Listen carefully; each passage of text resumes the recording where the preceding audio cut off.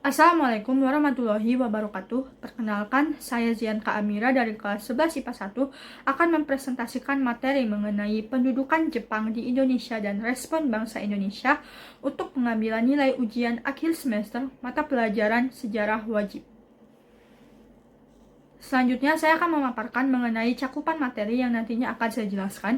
Yang pertama itu adalah latar belakang masuknya Jepang ke Indonesia. Yang kedua, kebijakan pemerintah pendudukan Jepang di Indonesia. Yang ketiga, perlawanan rakyat Indonesia terhadap Jepang. Lalu yang terakhir adalah dampak pendudukan Jepang di Palembang. Kita masuk ke cakupan materi yang pertama, yaitu latar belakang masuknya Jepang ke Indonesia. Jadi latar belakang masuknya Jepang ke Indonesia itu diawali oleh Perang Dunia II. Perang Dunia II terjadi di dua benua, salah satunya benua Asia. Di Asia, Jepang melawan sekutu. Jepang memiliki paham fasisme, di mana Jepang ingin menguasai negara-negara di dunia. Perang Dunia II di Asia dimulai pada 8 Desember 1941 saat tentara Jepang mendadak menyerang Pearl Harbor di Hawaii. Pasukan Jepang dipimpin Laksamana Yamamoto bergerak sangat cepat menuju selatan termasuk ke Indonesia.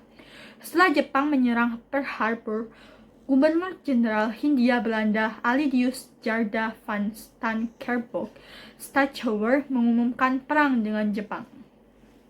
Faktor utama atau alasan, pasukan Jepang sejak awal sudah berusaha menguasai Indonesia. Dari banyaknya alasan, Jepang memilih Indonesia karena 1. Indonesia kaya hasil tambang. Yang kedua, Indonesia terdapat bahan mentah untuk memenuhi kebutuhan industri dalam negeri Jepang. Yang ketiga, Indonesia memiliki tenaga manusia atau SDM yang banyak. Yang keempat, ambisi Jepang untuk mewujudkan Hakoichi-u, yaitu pembentukan imperium yang meliputi bagian besar dunia yang dipimpin Jepang. Lalu yang kelima adalah kepentingan migrasi. Setelah adanya Perang Dunia II dan faktor-faktor yang mendorong Jepang untuk menduduki bangsa Indonesia, akhirnya pada 10 Januari 1942, tentara Jepang telah mendarat di Tarakan, Kalimantan Timur. Kemudian disusul dengan penguasaan daerah Balikpapan, Pontianak, dan Banjarmasin. Daerah-daerah pertambangan minyak di Kalimantan dengan mudah dikuasai Jepang. Tentara Jepang bergerak ke Sumatera, menduduki Palembang pada 14 Februari 1942. Sehingga makin mudah merebut Pulau Jawa. Dalam waktu yang relatif singkat, tentara Jepang dapat menguasai hampir seluruh kawasan Asia Timur dan Asia Tenggara. Tanggapan rakyat Indonesia terhadap kedatangan Jepang awalnya disambut baik dan kooperatif oleh rakyat Indonesia. Namun, seiring berkembangnya waktu, Jepang melakukan praktek penjajahan dan merampas hasil rakyat. Selanjutnya kita masuk ke cakupan materi yang kedua, yaitu kebijakan pemerintah pendudukan Jepang di Indonesia.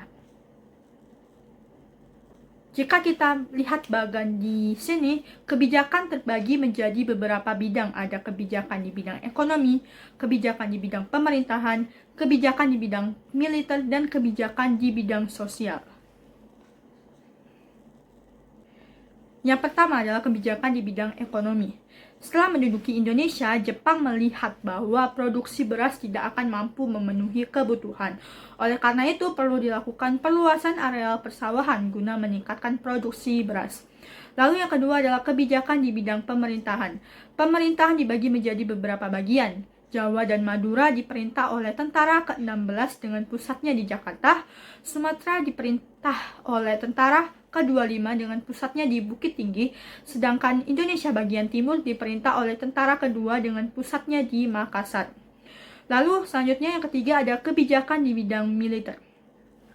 Bangsa Indonesia hampir selalu dilibatkan dalam berbagai organisasi militer maupun organisasi semi-militer. Beberapa organisasi militer yang dibentuk oleh pemerintah Jepang diantaranya adalah Heiho dan PETA. Lalu yang terakhir ada kebijakan di bidang sosial. Salah satu kebijakan yang cukup penting dalam bidang sosial adalah pembagian kelas masyarakat seperti pada zaman Belanda. Masyarakat hanya dibedakan menjadi saudara tua atau Jepang dan saudara muda atau Indonesia. Masuk ke cakupan materi yang ketiga, yaitu perlawanan rakyat Indonesia terhadap Jepang.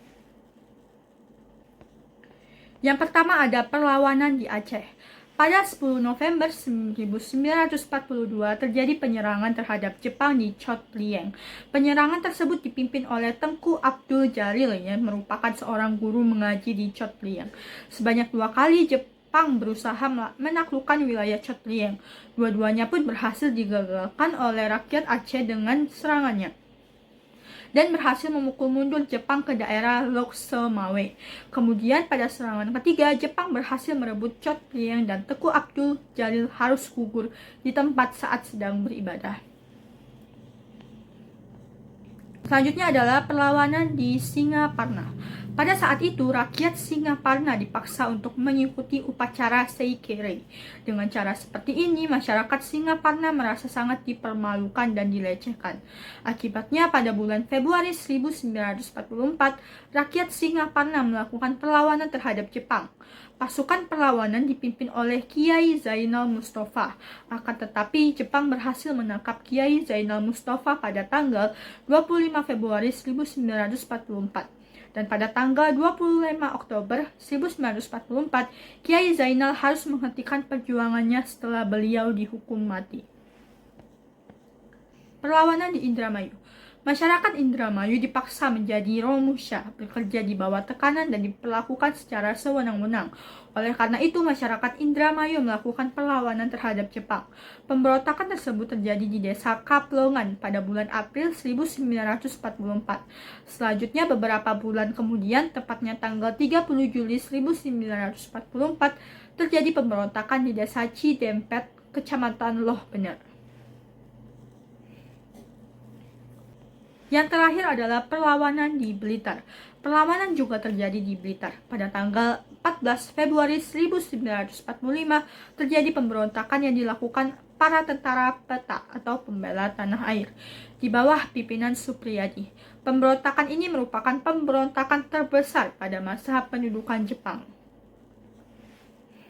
Kita masuk ke cakupan materi yang terakhir, yaitu dampak pendudukan Jepang di Palembang. Di samping beberapa kekerasan yang dirasakan oleh rakyat Palembang dan memberikan dampak negatif, pendudukan Jepang juga memberikan dampak positif yang bisa dirasakan hingga sekarang.